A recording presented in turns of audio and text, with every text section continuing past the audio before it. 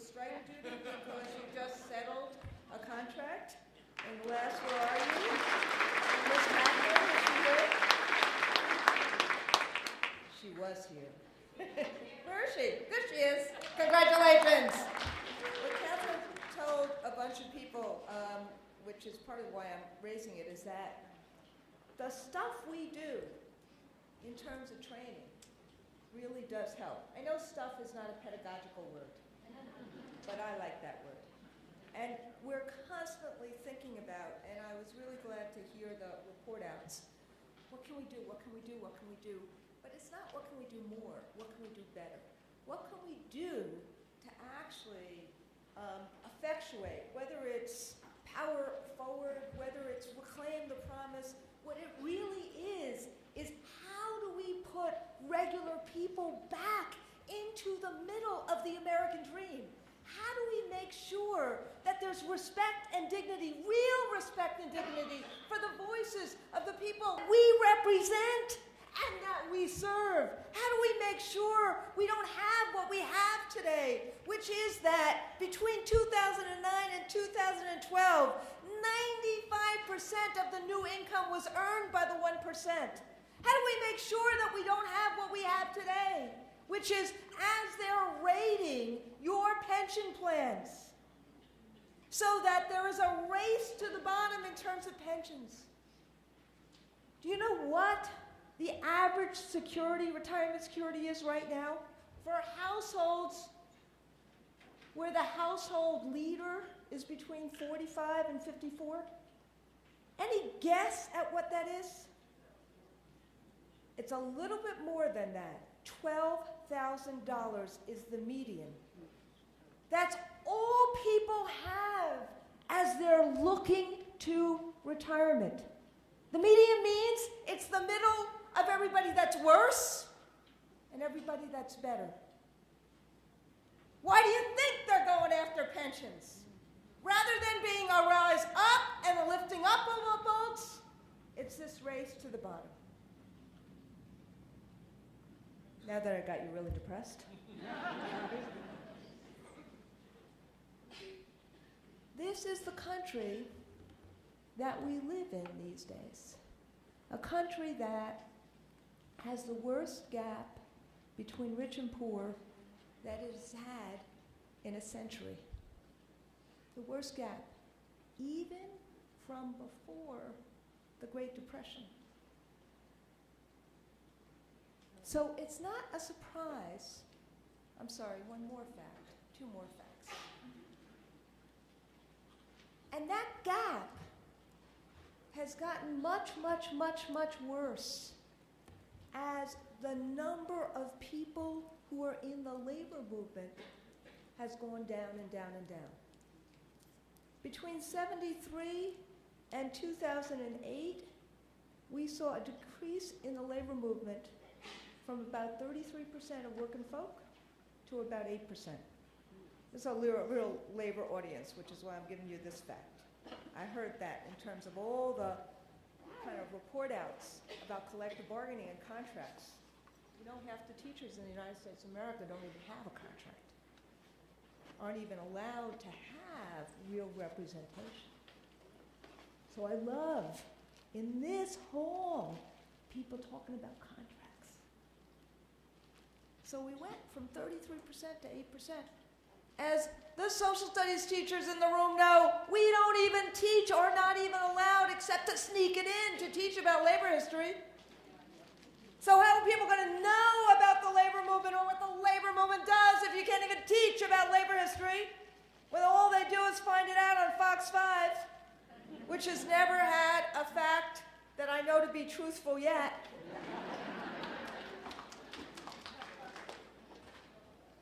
As we went down from 33% to 8%, have I said that number yet? As we went down, income inequality grew by 40%.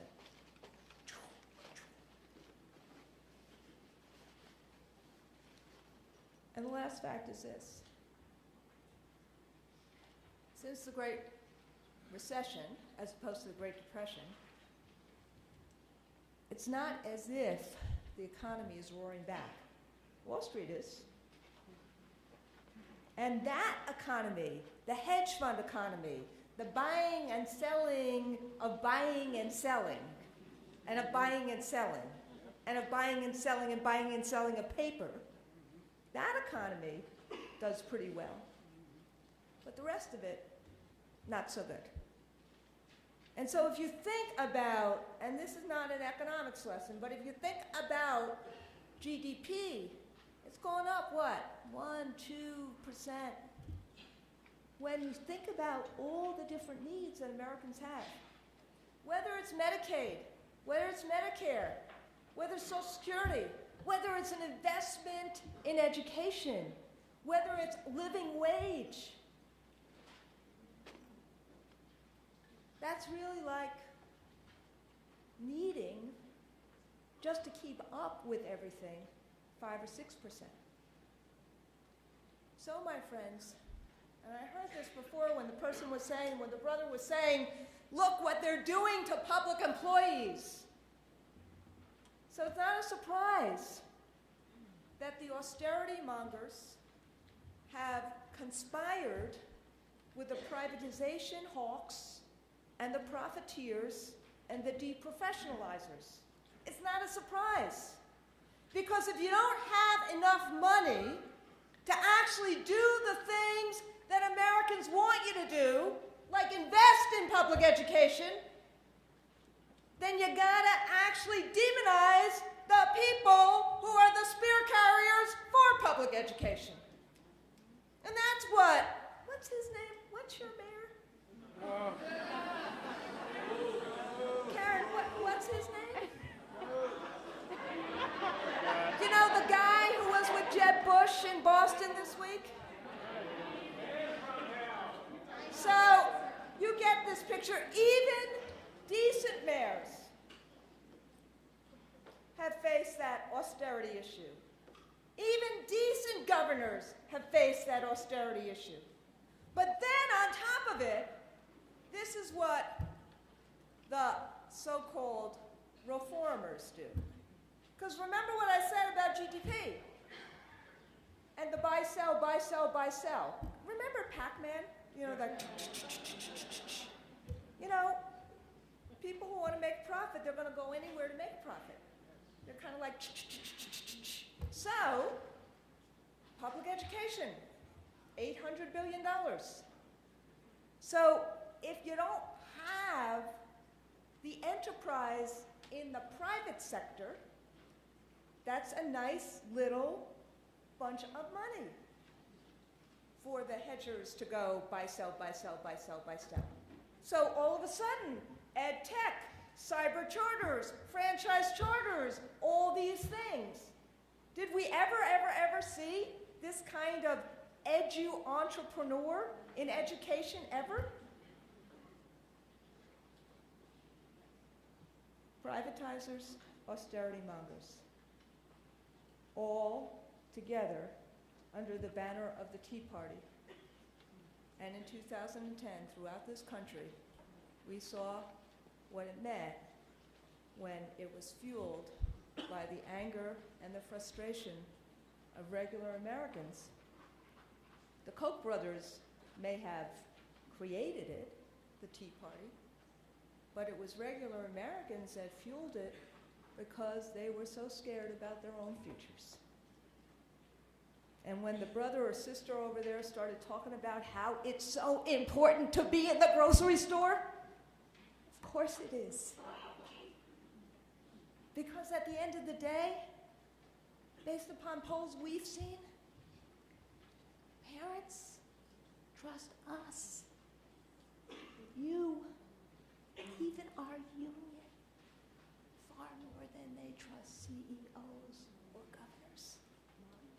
But we have to be with them and talk to them for them to see that.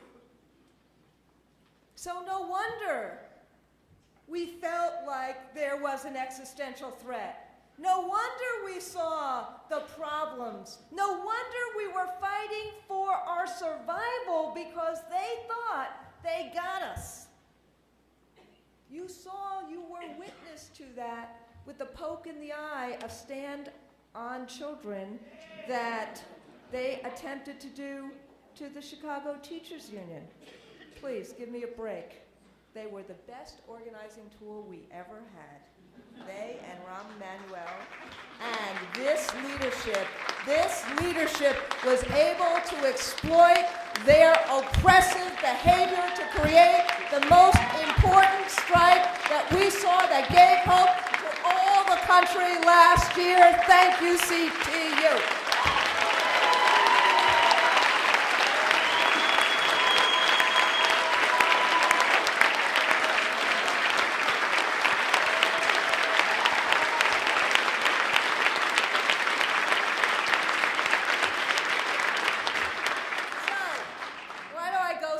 Because we're educators. If we don't understand what's coming at us, we're not going to know how to fight it. And not just how to fight back, but how to fight forward. Not just be reactive, but be proactive. And what I think we're in right now, my friends, and I was supposed to say how fantastic it is that you've organized so many places and so many things, but I'm trying to make this point, and then I'll get off the stage. We are in a now what moment, because the tide is turning. Yes. Because of things from Evergreen to CTU, because of what we're doing in Philadelphia, because of what we've done in a whole lot of places, whether we won or lost, we've been pretty scrappy about it. And we've been doing 3 different things. Yes, 4 different things. Yes, we fight back. And yes, we fight against really stupid, craven, reckless, idiotic ideas that come from the other side all the time. And we will have to continue to do that. And more, we're starting to break through.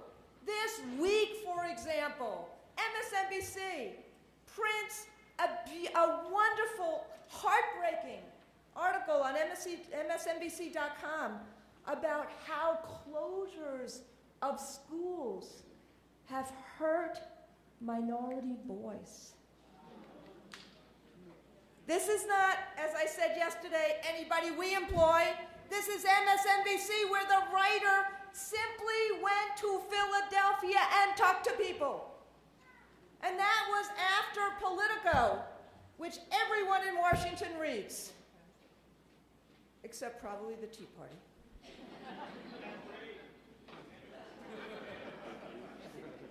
See, if I said that, it would be tweeted. Where Stephanie Simon wrote an article after Eric Cantor said, "Oh no, vouchers are the best thing since sliced bread." Said, really, truly? They haven't helped kids ever. And the mayors, not yours, but 4 others, who, if you asked them 2 years ago how they would describe themselves, they would do in big, bold letters, "We are deefers. We are education reformers." Now they have banded together, and I love this. It was in Huffington Post today. This article that says, "Education reform becomes the dirty R word to school-focused mayors." What does that mean? It means the tide is turning. It means they don't want that word because that word stands for mass closures, over-testing, accountability that is top-down, not bottom-up. It stands for things like vouchers and charters. It doesn't stand for great neighborhood public schools. It doesn't stand for pre-K. It doesn't stand for a school where we have art and music and where we actually help all children. The tide is turning. You may not feel it or see it, but the tide is turning, and we're starting to see it all throughout the country. One more example. In Philadelphia, where Corbett wanted to try to align, yeah, you can say Corbett. We can boo Corbett more than we even boo Rahm Emanuel. Corbett.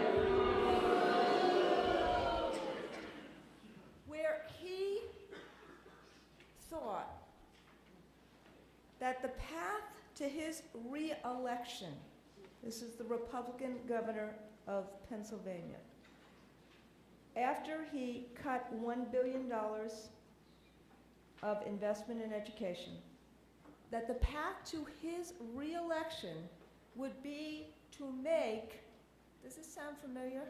The PFT the evil empire. And even though the state controls the schools through the SRC, and they've had control over the schools for, I don't know, 10 years or so, and that control presided over a $300 million deficit, not the teachers union, not parents. There was a little Boston Consulting Group report that basically said, just keep on starving the schools as you give your friends tax breaks, and don't even tax fracking, which the energy people in that state have said, we would be taxed. Tax us a little. Starve the schools, close the schools, give parents no real viable public alternatives, and so then you walk in with these cyber charters and franchise charters and say, these are the best things ever. And at the same time, try to say that the $300 million deficit is such a crisis that it should be solved by the labor union giving at least half of it back, which would mean about a 25% deduction in pay for everyone in Philadelphia, on top of the fact that they're already paid 20% less than their compatriots in the suburbs. And make that all kind of correspond together, crash together when the labor union's contract expires in September of this year. So, blame the union for all the recklessness and irresponsibility and pit the parents against the teachers. That's not what happened in Philadelphia. In Philadelphia right now, the parents are with the teachers. In Philadelphia right now, when that child died last week, an asthmatic child who died because there was not a nurse in that school, the parents, the civil rights community, people all over this country said, shame on you, Corbett, for not putting nurses into the schools. Shame on you for not having guidance counselors in the schools. No one is blaming the PFT. In fact, Nutter's numbers have tumbled, Corbett's numbers have tumbled, and every day when you go into Philadelphia, you see, just like in Chicago, those red shirts and parents wearing them with our members.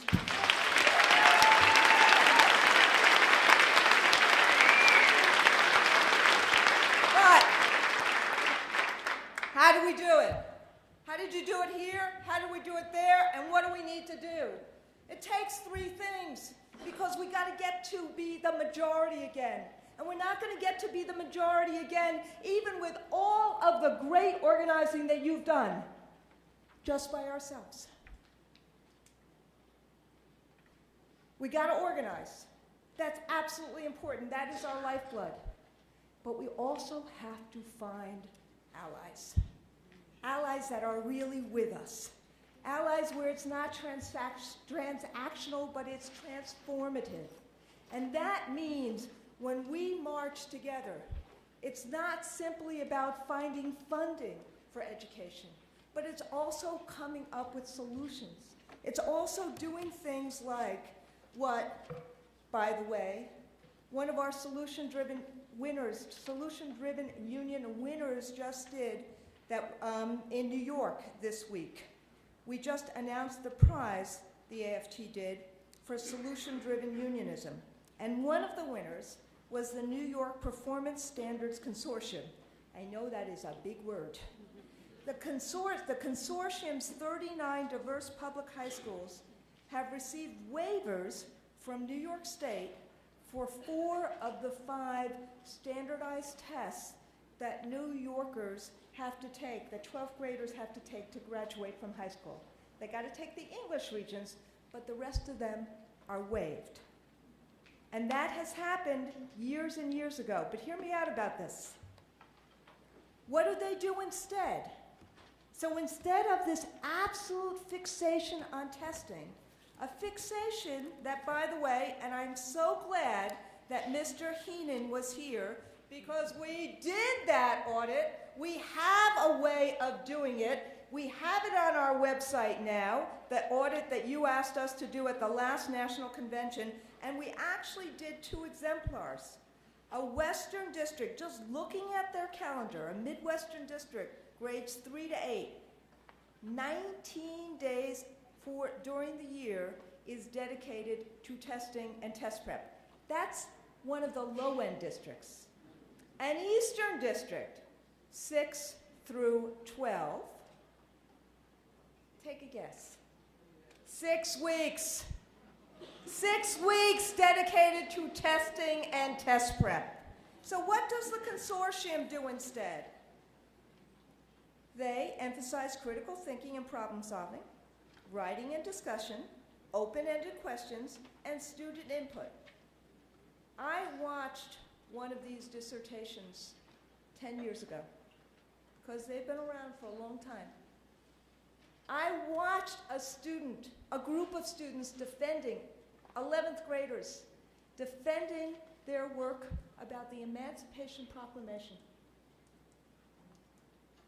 10 years ago.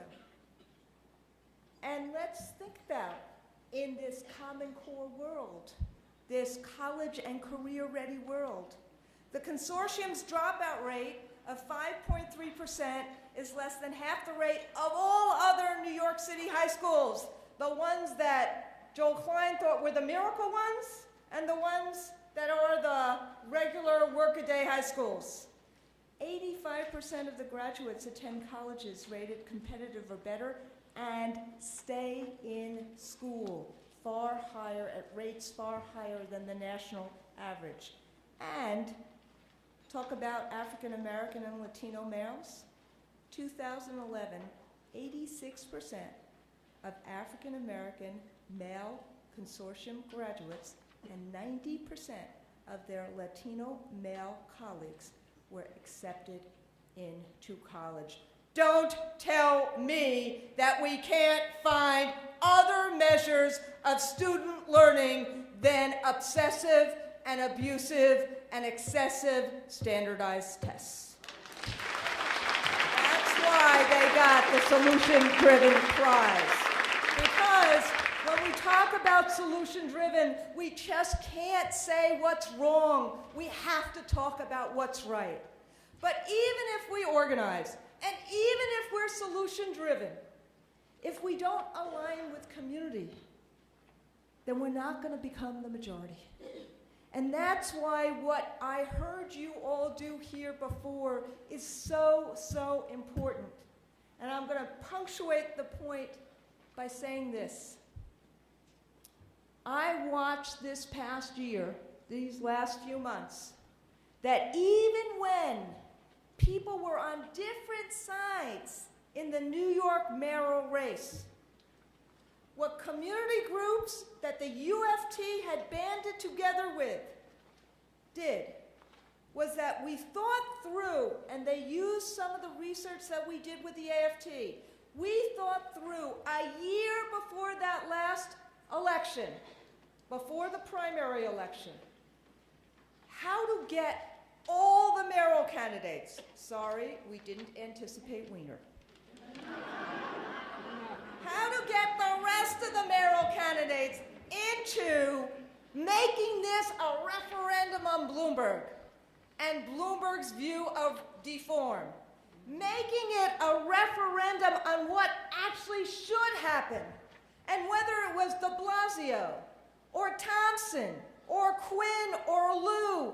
When you looked at all of their records, they all said, stop closing public schools. Let's fix, not close public schools.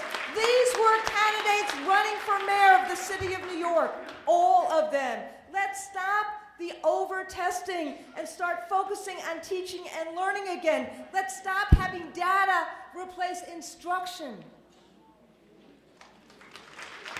Even on the issue about pre-K, the issue was whether or not how fast one was going to get pre-K into the schools, not whether or not there was going to be pre-K. And so when Bill de Blasio is elected mayor of the city of New York, there will be a mayor of a big city that is about great neighborhood schools, that is about not closing schools, that is about leveling the playing field for poor kids, that is about higher education for all. That's what I mean when we pull together community in all sorts of ways. But we can't do it without our members. As that lady said, as our sister said there, if we can't do it just in this room. This room of activists, our oxygen has to be with the members.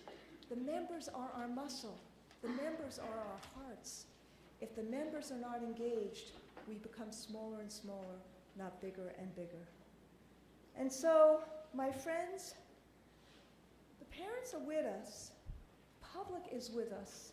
People want good jobs. People want good public schools. And so that's why this summer we said, let's reclaim the promise of public education. Let us, now that we see the tide is turning, don't let there be a vacuum. Let's seize that vacuum. Let's recreate a system where there are great neighborhood public schools, where there are great public options for children, from pre-K to higher education, from CTE to academic schools. Let's make sure there's engaged curriculum that includes art and music. And if we're talking about common standards, and frankly, I believe in them, we also need to make sure that the support is there and that we delink testing from teaching and we do the great things that Karen and CTU have done on Share My Lesson in terms of really great teacher-based curriculum that aligns with the Common Core. Not Pearson-based curriculum, but curriculum that aligns with the Common Core. Let's stop thinking that poverty is either an excuse or pretend it doesn't exist and have wraparound services around schools so we meet poverty and we meet parents and we make schools the center of community again. That's what we mean by reclaim the promise. And that's what we're trying to do as a national union. A lot of it is in Power Forward. But that's what we're trying to do as a national union over the course of the next 2 to 3 years, to actually try and create a majority, to actually try and once and for all not have these existential threats where people who just conveniently use austerity and privatization and profitization to polarize, to divide. Let's say, wait a second, that was then, this is now. Let's now bring people together to be about great public services, about great public schools, about making sure people have good jobs and a good economy, about taking immigrants out of the shadows, about having real retirement security, about having an America that really believes in the American dream again by lifting all boats. That's what we're trying to do with Reclaim the Promise. That's what you're trying to do with Powered Forward. And we will know we are successful when in 2016 we elect a president that actually, on his inauguration day, starts talking about, on her inauguration day,